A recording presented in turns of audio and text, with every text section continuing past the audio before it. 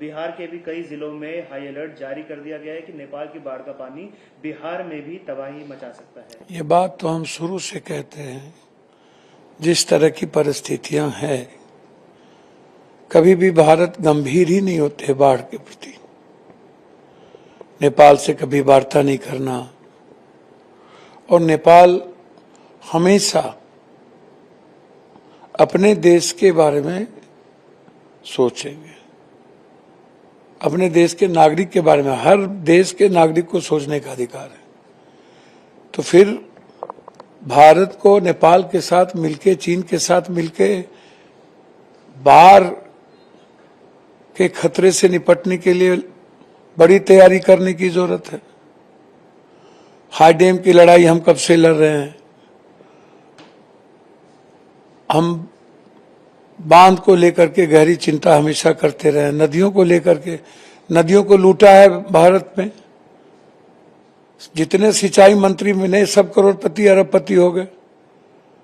Spur सही नहीं बना, बांध पक्कीकरण नहीं हो पाता है, गाद पूरी नदियों में जमी हुई है, फरक्का का विवाद बढ़ता जा रहा है भारत को बिहार को लेकर के। डबल इंजन की सरकार है, उस पर मौन है। आज हमारी पूरी संवेदना नेपाल के प्रति है। नेपाल के 4 जिले लगभग खत्म हो चुके हैं, लगभग खत्म हो चुके हैं, और 133 बच्चे, परिवार सब भारत के लापता है। 133 का मतलब है भारत का भविष्य खत्म हो रहा है। अब आप जिस गंडक नदी की बात कर रहे हो, हर साल बाढ़ से हम तबाह होते हैं, और हर साल अवसर मिल जाता है नेताओं को लूटने का। बाढ़ का मतलब अवसर, बाढ़ का मतलब पदाधिकारी और नेताओं का मौज मस्ती, गरीबों के नाम पर लूट, फटे कपड़े और चूरा देकर के बस राजनीति करना, यही तो है। सालों भर एंटी इरोजन का काम करते हैं, फिर फ्लड फाइटिंग का काम हम क्यों कर रहे हैं भाई। अरबों खरबों का बोल्डर कहां ले जा रहे हैं, ये स्थिति है। हालात अच्छे नहीं हैं। मजबूती के साथ देश के भारत के प्रधानमंत्री को नेपाल और चीन की सरकार से वार्ता करके एक बड़ी पहल करने की जरूरत है। सर, इंडियन ओवरसीज कांग्रेस के नेता सैम पिट्रोडा ने आरएसएस एट 100 आउटरीच प्रोग्राम जो चल रहा है उस पर कहा है कि जहां एक और देश के विद्यालयों की जो स्थिति है वो सही मानकों पर खड़ी नहीं उतरती, तो वहीं दूसरी ओर आप मंदिर निर्माण की बात करते हैं, देश विदेश में जाकर सनातन के प्रचार की बात करते हैं। पहले देश के विद्यालयों को सुधार करने की जरूरत है, किस तरीके से देखिए, एक बात समझिए, आरएसएस ने तो, जो इनके संस्थापक हैं सावरकर, उन्होंने भगवान के अस्तित्व को ही मानने से इनकार किया। दीनदयाल उपाध्याय हेडगेवार ने तो राम को भगवान मानने से इनकार किया। संविधान की कॉपी आरएसएस ने ही तो जलाई। 40 साल तक भारत के राष्ट्रीय झंडा को इन्होंने अपने कार्यालय पे नहीं लगाया। तो इन्हें ना तो गीता से नहीं मतलब, ना रामायण से, ना बाइबिल से, ना कुरान से, ना बुद्ध से। बुद्ध के भी ये दुश्मन है। बुद्ध इनके लिए एक्सेप्टेबल नहीं है। बुद्ध को अपने आइडियोलॉजी के ये दुश्मन मानते हैं। जस्टिस को भी ये दुश्मन मानते हैं। तो ये सनातन के भी दुश्मन, झंडे के भी दुश्मन। तो इनका संस्कृति क्या है? मनुस्मृति।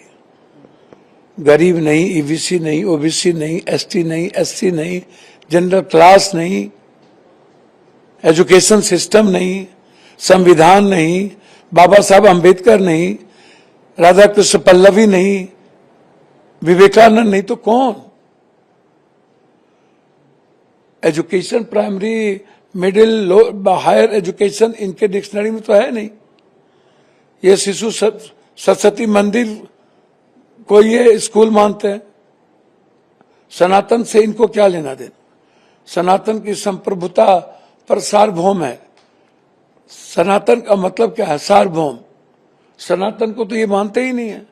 सनातन का मतलब है वसुधैव कुटुंब, सर्वधर्म संभाव। सनातन का मतलब है अपोह दिपोह बाबा। सनातन का मतलब है ओम भूर्भुवः स्वः तत्सवितुर्वरेण्यं भर्गो देवस्य धीमहि धियो यो न प्रचोदयात्। कंप्लीट सरेंडर, गॉड के हर सच्चाई के रास्ते में अपने को विलीन कर देना, मूल्यों के लिए जीना। सनातन उसको, इनको सनातन के प्रचार से क्या मतलब? जो भगवान को नहीं मानते, सनातन की आस्था पर हमला करते हैं, मंदिर को समाप्त कर देते हैं। मंदिर की आस्था से इनको मतलब है राम रहीम से, इनको मतलब है आसाराम से, नागपाल से। इनको सनातन से कोई लेना देना नहीं है। और स्कूल नाम की चीजें इनके डिक्शनरी में है ही नहीं, है ही नहीं। विज्ञान नहीं है, स्कूल नहीं है, रिसर्च नहीं है ही नहीं। सर, भाजपा सांसद निशिकांत दुबे कहते हैं कि जो राहुल गांधी की परिभाषा है वो क्या एक साइकोपैथ से मिलती हुई है। राहुल गांधी को सिर्फ सनातन धर्म में चीजें नजर आती हैं। अच्छा, एक बात बताओ, अब इन लोगों के बारे में क्यों, कौन इन लोगों को वे लेता है? ऊंट बैठियो जाए तो गधा से ऊंचा है। शीशे के घर में रह के इन्हें सनातन की संस्कृति का इन लोगों को कितना पता है? ये आरएसएस के आचरण, चरित्र, चिंतन, और पूछना हो तो कंगना रनावत जी से पूछ ले। इन लोगों की व्याख्या, इन लोगों के परिवार के बारे में सब कुछ का जानकारी है। सनातन, अब नेहरू जी के इतिहास को, उनके संघर्ष को, इस परिवार की शहादत को, जिन्होंने बैरिस्टर रहते हुए 11 साल जेल बिताया, अपनी सारी संपत्ति भारत को दान दी, जो भटकते आत्मा हैं, जिनका कुछ था ही नहीं, हरपो जो संस्कृति हो। आप, मैं सिर्फ इतना जानता हूं, यह परिवार और कांग्रेस आइडियोलॉजी, ये संविधान और लोकतांत्रिक मूल्यों के लिए जाने जाते हैं। ये जाने जाते हैं पेरियार के लिए, सावित्रीबाई फूले, ज्योतिबाई फूले। ये जाने जाते हैं कंप्लीट रूप से मानवीय मूल्यों के लिए। इनकी अपनी कोई विचार नहीं है, संघर्ष के प्रतीक है। सनातन राहुल गांधी जी, प्रियंका गांधी के खून में है, संस्कार में है, चरित्र में है।